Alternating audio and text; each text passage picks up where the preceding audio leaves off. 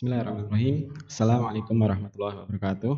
Selamat datang pada para peserta mata kuliah Teknologi Enhanced Oil Recovery yang semoga selalu diberikan kesehatan ya di musim pandemi ini. Di pertemuan kali ini kita akan membahas satu metode recovery yang termasuk kategori secondary recovery, yang mana walaupun mungkin ini orang juga banyak mendapatkan apakah masuk ke dalam enhanced oil recovery ataupun harus dipisahkan. Tetapi di samping dari kelebihan dan kekurangannya, metode water flooding ini wajib dipelajari bagi mereka yang hendak mempelajari metode enhanced oil recovery, karena banyak parameter-parameter yang mempengaruhi efisiensi ataupun juga performance dari suatu metode injeksi itu dipelajari di metode water flooding ini. Oleh karena itu, jika kita ingin memperdalam tentang enhanced oil recovery, maka mau tidak mau kita juga harus mempelajari materi-materi ataupun juga teknik-teknik yang digunakan untuk water flooding. Baik, kita mulai saja. Oke. Nah, apa sih water flooding itu? Jadi water flooding itu secara gampangnya adalah kita menginjeksikan air ke dalam reservoir ya, untuk membantu mendorong minyak yang masih tinggal di dalam reservoir ataupun juga untuk membantu meningkatkan tekanan yang ada di reservoir. Nah, biasanya metode water flood ini sering digunakan setelah metode primary recovery itu sudah mencapai batas ekonomisnya. Misalkan pada saat laju alir produksinya sudah di bawah batas ekonomis atau sudah sangat kecil, ataupun juga pada saat kadar water cut-nya sudah tinggi, atau juga gas oil ratio-nya sudah terlalu tinggi sehingga lapangan minyak tersebut sudah tidak ekonomis untuk memproduksikan minyak tersebut. Nah, secara teknis pelaksanaannya, water flooding itu dapat dilaksanakan dengan mengikuti suatu pola tertentu, pola antara injektor dan juga produser tertentu, atau dengan menginjeksikan air di sepanjang batas dari reservoir. Seperti kita lihat bahwa reservoir itu pada saat awal ditemukan itu, maka minyak akan terakumulasi di suatu trap ya, di suatu reservoir, sedangkan di bagian bawah atau di bagian samping di situ biasanya akan ada lapisan air ataupun juga batas water oil contact. Nah, biasanya injeksi itu bisa dilakukan pada zona minyak dengan suatu pola tertentu, atau dengan menginjeksikan air pada batas minyak air atau pada water oil contact, dan masing-masing itu memiliki tujuan yang berbeda. Nah, water flooding itu khususnya itu lebih banyak digunakan pada suatu lapangan minyak yang memiliki mekanisme pendorongan berupa water drive, ya, karena dengan adanya water flooding kita seakan-akan memperbaiki driving mechanism yang sudah ada. Tetapi penggunaan water flooding ini memiliki beberapa keterbatasan. Misalkan untuk suatu minyak yang sangat viskos atau kekentalannya sangat tinggi, maka seperti kita bahas pada pertemuan sebelumnya bahwa rasio mobilitas itu akan sangat mempengaruhi efisiensi dari suatu pendesakan atau suatu injeksi. Maka pada kondisi viskositas minyak yang sangat tinggi, tentu mobilitas dari minyak itu mobilitas dari fluida yang diinjeksi, dari fluida yang di-displace itu akan sangat kecil, sehingga mobility ratio-nya akan sangat besar. Makanya efisiensi pendesakannya akan sangat kecil.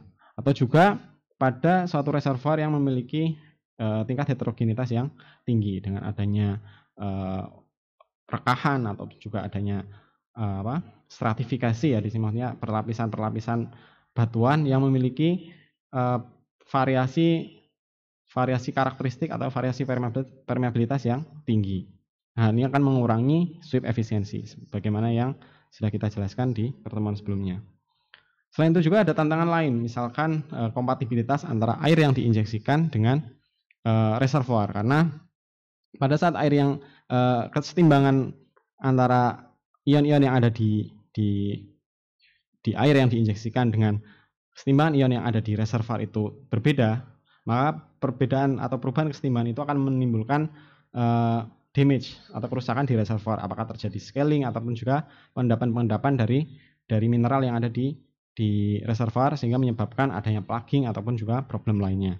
Selain itu juga adanya tantangannya adalah mengendalikan fluida yang ada di reservoir itu untuk merata, terdistribusi secara merata, dan untuk menutup zona-zona yang menyebabkan terjadinya istilahnya apa ya, air yang terinjeksi itu akan lewat melalui jalur tersebut yang tadi akan menurunkan sweep efisiensi.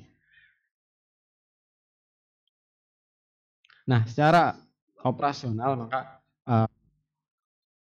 suatu metode water flooding akan memerlukan pasangan antara sumur injektor, di sini sumur injeksi ya, sumur injeksi. Sorry, saya gunakan. Oke, sini ada sumur injeksi, kita injeksikan air. Kemudian air dari sumur injeksi akan masuk ke zona reservoir melalui perforasi ataupun juga kompresi yang ada di sumur injeksi ya, menuju ke reservoir. Nah, kemudian air ini akan mendesak minyak yang ada di depannya. Di sini biasanya disebut sebagai oil bank. Ya, oil bank, dan kemudian akan terproduksi di sumur produser ya, terproduksi. Kemudian jika air injeksi ini belum sampai ke sumur produksi, maka yang terproduksi masih berupa minyak dengan kadar air rendah. Tetapi jika suatu saat fluida injeksi ini sudah sampai ke sumur produksi, maka ini yang disebut sebagai water breakthrough. Ya, water breakthrough. Maka air yang terinjeksi ini sebagian akan ikut terproduksi ke atas. Nah, di atas akan melalui separator, minyak akan masuk ke storage, sedangkan air yang dipisahkan akan ditreatment dan kembali diinjeksikan ke dalam reservoir. Nah, sehingga kemudian terjadi recycle. Jadi secara sederhana proses untuk water flooding juga sama dengan metode injeksi lainnya adalah seperti ini. Harus ada pasangan dari injektor dan juga produser, dan tentu peralatan pendukung yang ada di atasnya, mulai itu water treatment dan juga untuk water injection plant. Nah, kemudian secara skematis dapat kita gambarkan, misalkan kita injeksikan air dari sumur injeksi, maka yang terjadi, nah, air itu akan mendesak minyak yang ada di depannya ya, mendesak. Tetapi pada kondisi ideal yang kita inginkan adalah front ya, ini yang seperti kita jelaskan pada pertemuan sebelumnya. Kita inginkan front itu bergerak secara seragam sehingga tidak ada minyak yang terbypass ya. Tetapi ya, dengan kondisi reservoir yang tidak homogen, tentu hal itu susah dihindari. Nah, jika injeksi ini kita lanjutkan, maka front dari air injeksi akan terus, dengan berjalannya waktu, terus injeksi ini akan terus maju.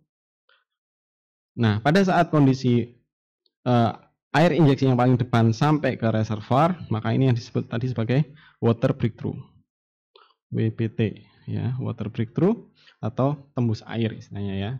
Ditandai dengan kenaikan water cut atau kadar air produksi yang naik secara tiba-tiba. Itu ya. Naik secara tiba-tiba di permukaan, terukur langsung ada produksi air yang naik secara drastis. Nah, itu adalah gambarannya. Nah, ini kira-kira secara animasi seperti ini. Ini adalah oil bank, adalah air minyak yang terdesak oleh injeksi dan terkumpul di bagian depan dari front injeksi. Nah, ini adalah mass balance ataupun material balance dari fluida yang terlibat dalam proses water flooding. Tentu di sini ada air, ada water, dan juga ada oil ya, ada oil. Nah, pada kondisi ideal maka air yang terproduksi bisa ditreatment kemudian diinjeksikan kembali ke reservoir dengan membentuk skema recycle. Namun jika air yang terproduksi dari reservoir itu tidak mencukupi untuk skenario water flooding yang direncanakan, maka perlu tambahan air dari sumber lain. Nah, ini makanya di sini perlu sumber air tambahan. Apakah dari air permukaan, misalkan untuk project water flooding di offshore ya, karena di situ dekat dengan sumber air, maka bisa menggunakan air permukaan atau bisa juga menggunakan air dari sumur-sumur yang di situ sudah tidak produktif, tidak menghasilkan minyak secara ekonomis, tetapi ada zona-zona air yang cukup kuat, maka water drive-nya cukup kuat, maka bisa menggunakan sumber tersebut untuk menjadi sumber tambahan air.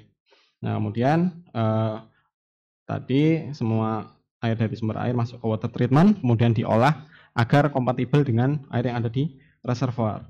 Kemudian air dari water treatment masuk ke pumping station dan kemudian diinjeksikan melalui sumur injeksi. Nah, di sumur injeksi kemudian akan mendisplace minyak yang ada di reservoir hingga pada saat water breakthrough maka air akan ikut terproduksi dan air dan minyak itu dipisahkan, kemudian air masuk ke water treatment dan tadi terjadi recycle.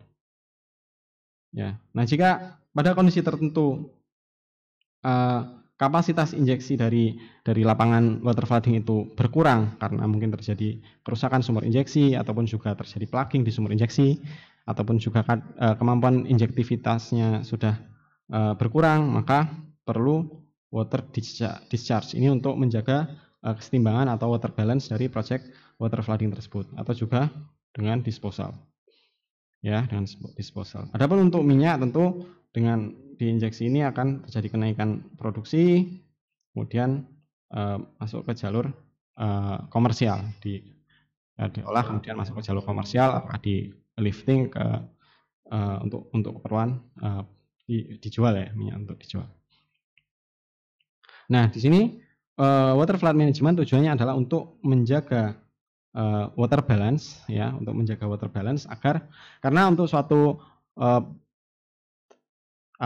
project water flooding maka ada suatu rate air yang harus secara kontinu dipertahankan di reservoir, yaitu dengan antara injeksi dan juga yang terproduksi itu harus dioptimumkan, sehingga manajemen untuk water flooding ini perlu dilaksanakan.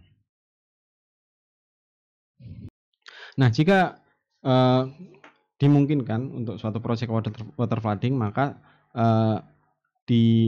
biasanya suatu project water flooding itu didesain dengan mengikuti pola injektor dan produser tertentu ya. Jadi dengan mengikuti suatu pola tertentu yang itu nanti kita jelaskan.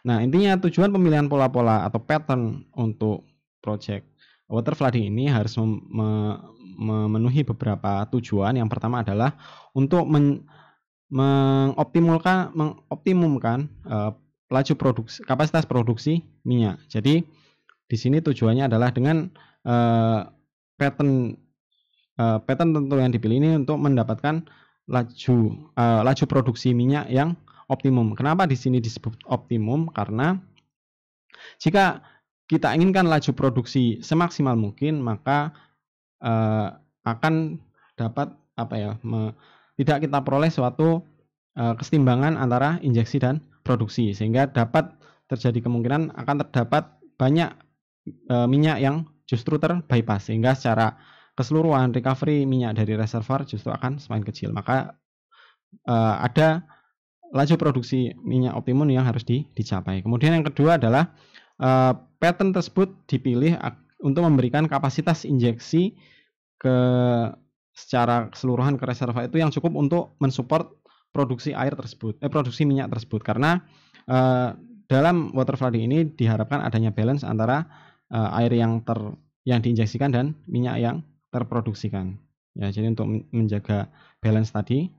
Kemudian yang ketiga adalah memaksimalkan recovery. Nah, ini adalah tujuan yang penting ya, adalah untuk memaksimalkan recovery dengan produksi air yang minimum. Kenapa kita harapkan produksi air itu minimum? Karena dengan kita semakin banyak memproduksikan air, artinya semakin banyak air yang harus kita treatment, kemudian kita recycle, jadi banyak redundancy dan ketidakefektifan di situ. Sehingga kita inginkan kalau bisa produksi air itu minimum dengan memaksimalkan oil recovery. Makanya yang dikejar biasanya adalah pada saat water breakthrough yang di awal, kalau bisa semaksimal mungkin minyak yang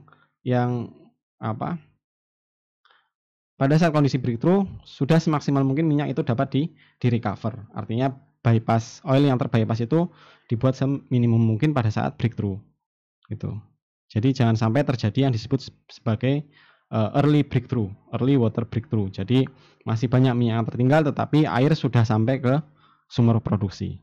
Kemudian juga harus memperhatikan adanya heterogenitas reservoir sehingga dapat memaksimalkan sweep efisiensi.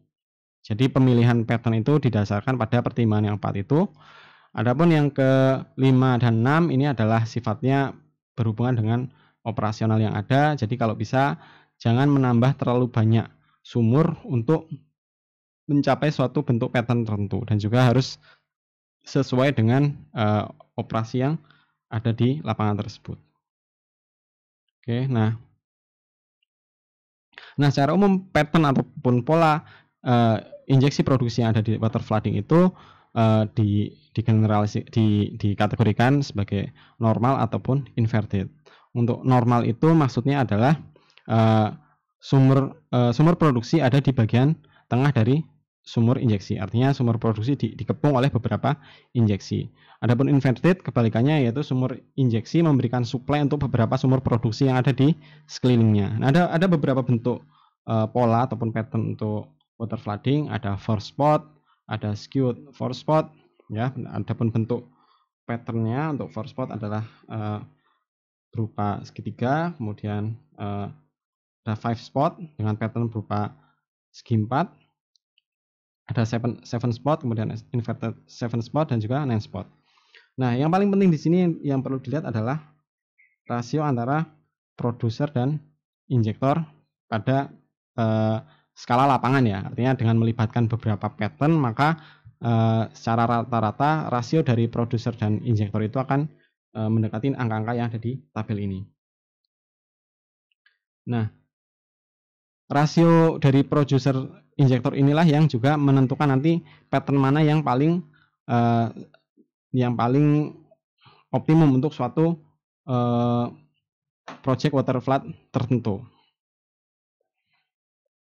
Ya, kemudian juga ada line drive, ya, artinya antara produser dan injektor itu membentuk baris-baris, ya, ada baris sumur produser, ada baris sumur injektor.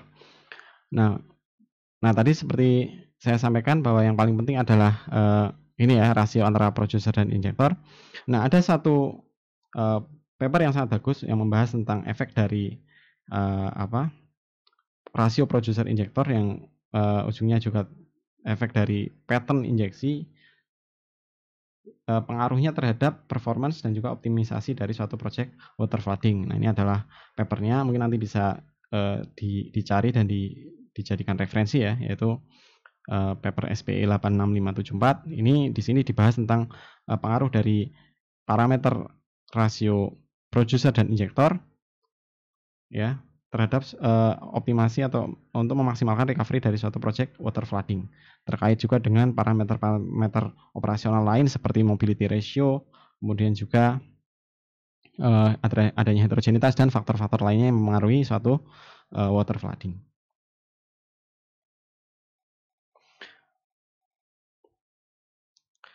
Nah, ini adalah pola pattern yang disebut dengan peripheral flood. Di sini biasanya tujuannya adalah untuk pressure maintenance, untuk menjaga untuk menjaga tekanan di reservoir. Dengan kita injeksikan air dari bagian pinggir reservoir, maka di sini seakan-akan sumur injeksi ini akan menjadi secondary water drive, ya, membantu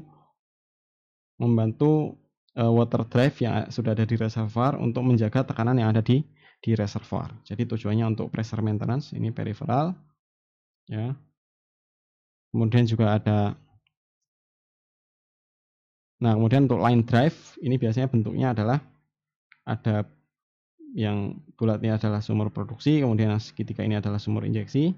Nah, biasanya ada membentuk suatu baris-baris tertentu. Bisa berupa direct, artinya antara sumur produksi dan injeksi itu membentuk pola yang tegak lurus, atau staggered, yaitu membentuk pola yang zigzag.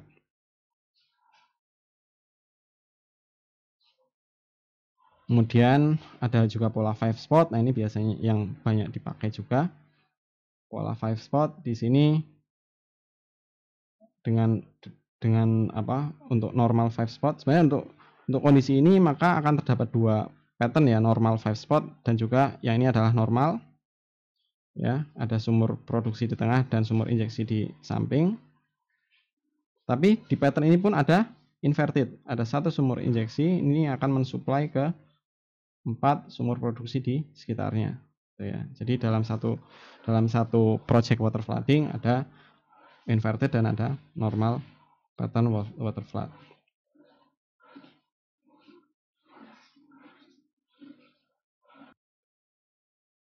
Nah, pola 5 spot ini juga salah satu pola yang merupakan pattern atau pola yang paling highly konduktif ya, dan akan memberikan performance yang memberikan sweep efisiensi yang bagus gitu ya. Nah, ada juga 7 spot. 7 spot kalau kita lihat di sini, maka kita lihat bentuk 7 spot.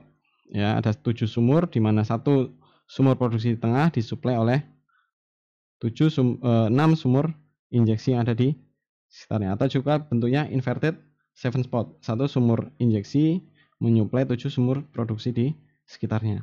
Nah, di saat yang sama pola inverted 7 spot ini sama dengan pola 4 spot. Ya, kalau kita lihat di sini ini adalah 4 spot. Ini juga ya. Pola normal 4 spot ya.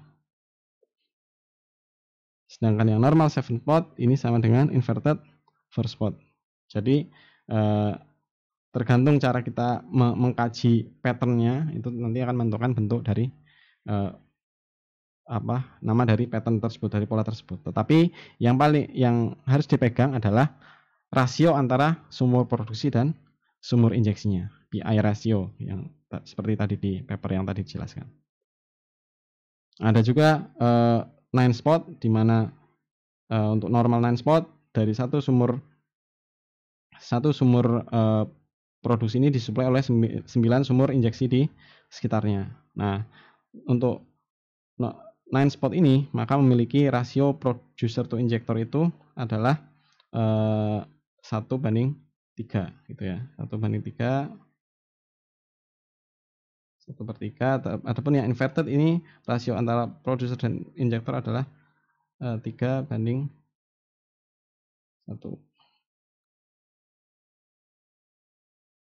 Oke. Nah, beberapa parameter yang mempengaruhi pemilihan dari pattern atau flow pattern untuk water flood ini ada beberapa. Yang pertama adalah well spacing atau jarak antar sumur ya.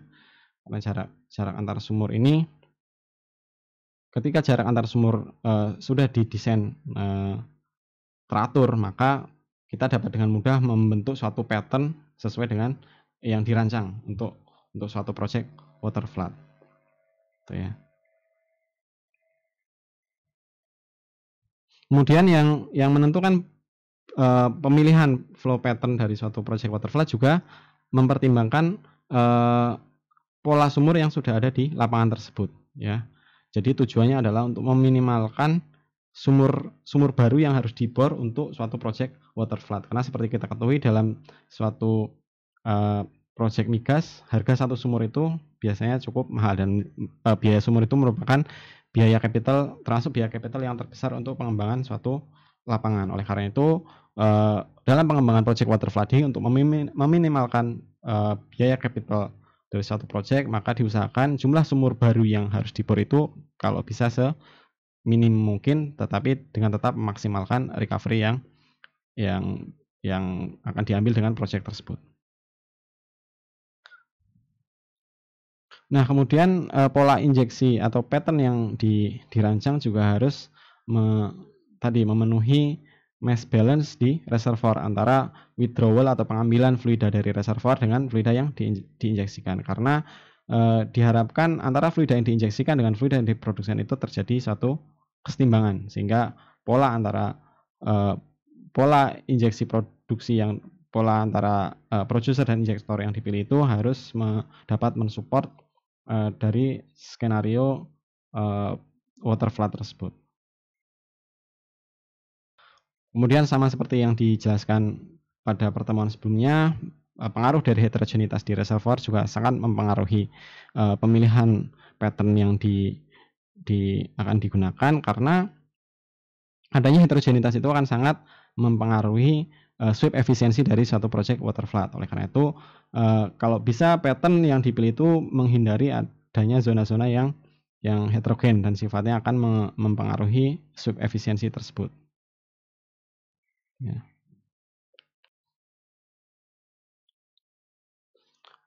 Nah, terkadang karena kondisi-kondisi yang ada, maka pattern yang standar yang dikenal untuk suatu project water flooding itu susah untuk digunakan. Oleh karena itu, terkadang ada suatu project water flooding yang menggunakan pola yang tidak teratur, ya, artinya menggunakan kondisi sumur yang ada, ya, kondisi sumur yang ada, dan memaksimalkan pola yang sudah ada dari sumur-sumur tersebut.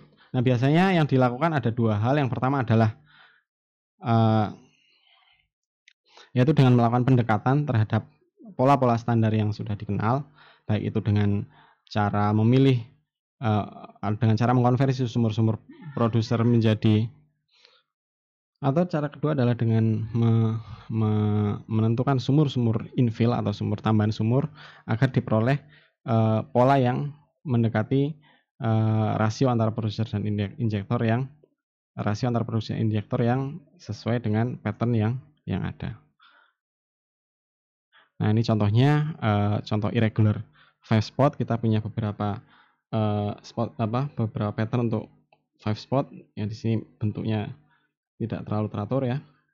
Ini 5 spot, kemudian ada juga 5 spot yang berisi 2 sumur produksi, ya, kemudian juga ada 4 spot. Nah, tetapi dengan bentuk sumur atau lokasi sumur yang ada dimaksimalkan untuk patternnya, untuk bentuk patternnya. Terkait dengan mobility ratio atau rasio mobilitas antara fluida injektan dengan minyak, maka sebagaimana dijelaskan pada materi tentang recovery efficiency, di sini pada materi tersebut dijelaskan bagaimana pengaruh dari mobility ratio antara fluida injektan terhadap minyak, di mana pada kondisi ideal maka kita menginginkan mobility ratio itu lebih kecil atau sama dengan 1, di mana pada kondisi tersebut maka sweep efisiensi serta displacement efisiensi dari proses pendesakan atau proses injeksi akan semakin meningkat. Nah, namun selain dengan pengaruh terhadap recovery efisiensi, ternyata mobility ratio pun akan memberikan pengaruh terhadap injektivitas atau kemampuan suatu sumur injeksi untuk dapat mengalirkan fluida ke dalam zona reservoir melalui skenario atau mekanisme injeksi, di mana pada kondisi mobility ratio yang tidak diinginkan atau lebih besar dari 1, maka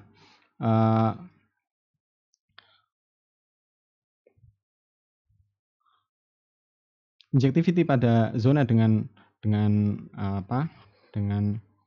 laju injeksi yang besar justru akan semakin meningkat. Artinya jika kita memiliki suatu sumur injeksi dengan adanya zona dengan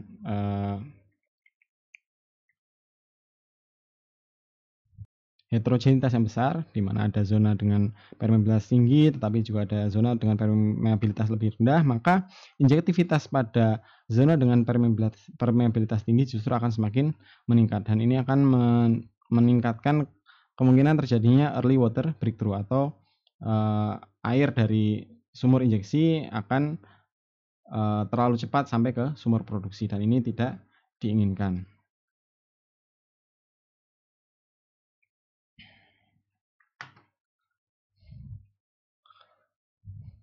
Nah, dapat dilihat dari grafik ini, untuk kondisi mobility ratio lebih besar dari 1, maka semakin dengan penambahan jumlah injeksi atau pada saat front dari injeksi ini semakin jauh meninggalkan sumur injeksi, maka pada kondisi mobility ratio lebih besar dari 1, nilai injektivitas pada sumur injeksi justru akan semakin meningkat.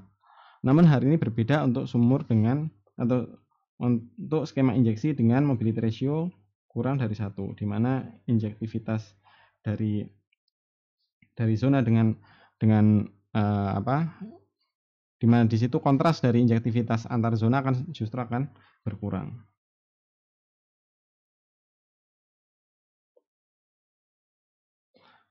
Selain itu juga efek dari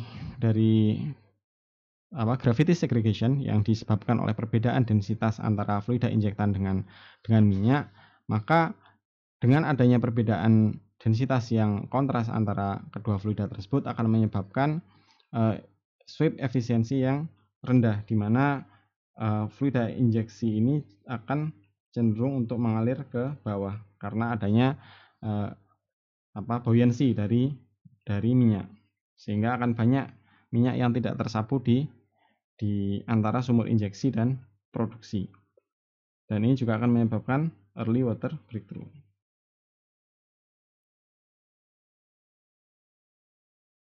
Ya, dimana di situ akan menyebabkan sweep efisiensi secara vertikal akan berkurang dan air akan mengalir ke sebelah bawah dari minyak dan melewatinya, gitu ya.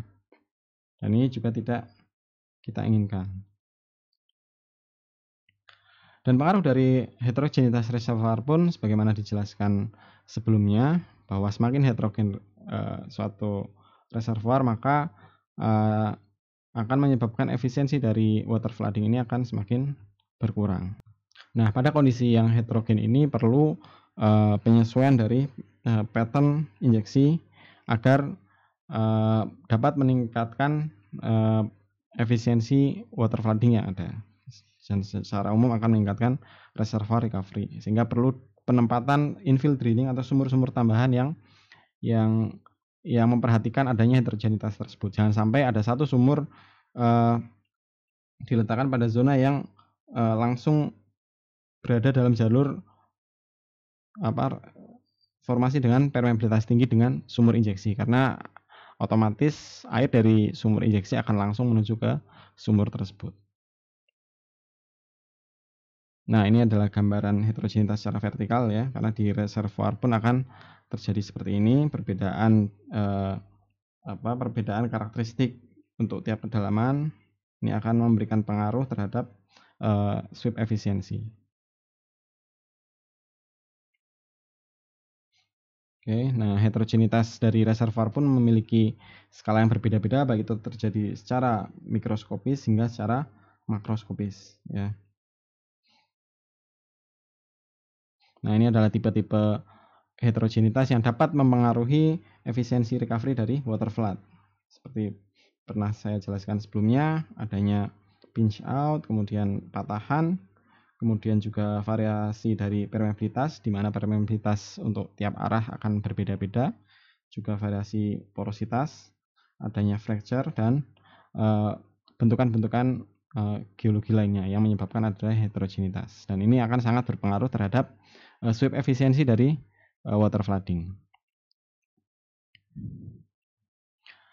Nah, gambar ini menunjukkan bagaimana pengaruh dari suatu zona dengan permeabilitas yang jauh lebih besar, di sini 100 milidarsi, walaupun ketebalannya hanya 2 feet dibandingkan dengan zona lain yang lebih tebal ya, ada yang 5 feet, ada yang 3 feet, tapi dengan permeabilitas yang jauh lebih besar, maka akan menyebabkan sebagian besar, hampir setengah dari air yang diinjeksikan ke reservoir akan melalui zona yang bawah, walaupun zona ini tipis, tapi dengan permeabilitas yang kontras dengan nilai yang lebih tinggi, maka sebagian besar air justru akan mengalir melalui zona tersebut dan